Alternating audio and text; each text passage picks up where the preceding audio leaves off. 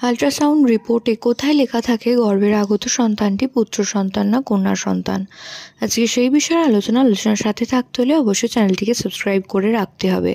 Ultrasound রিপোর্টে সাধারণত এখনকার দিনে বলে দেওয়া হয় না যে বেবি জেন্ডার কী, কিন্তু বিভিন্ন দেশে কিন্তু এই চল বা এই রীতি রয়েছে। আল্ট্রাসাউন্ড রিপোর্টে কিন্তু লিখে দেওয়া থাকে কিছু সংকেতের মাধ্যমে। তো প্রথমত রিপোর্টের ওপর যদি জেন্ডার বা জি লিখে তার পাশে এম যদি লেখা থাকে, এম অক্ষর মানে হলো মেল, এবং এটা লেখা থাকলে ধারণা করে নিতে হবে যে গর্ভের আগত সন্তানটি পুত্র সন্তান। এছাড়াও কোনো জায়গায় সাংকেতিক চিহ্নের মধ্যে যদি দেওয়া থাকে XY লেখা থাকে, তো সেক্ষেত্রে ধারণা করে নেওয়া হয় গর্ভের আগত সন্তানটি পুত্র সন্তান, কারণ XY সাধারণত ক্রোমোজোমকে ইঙ্গিত করে যেটা পুত্র সন্তানের দেহে থাকে।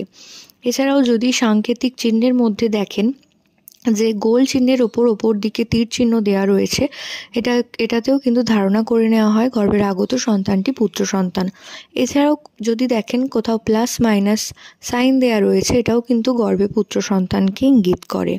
তো এই সাংকেতিক চিহ্ন যদি আল্ট্রাসাউন্ড রিপোর্টে কোথাও দেখে থাকেন, তো অবশ্যই ধারণা করে নেবেন আগত সন্তানটি একটি পুত্র সন্তান আসতে চলেছে।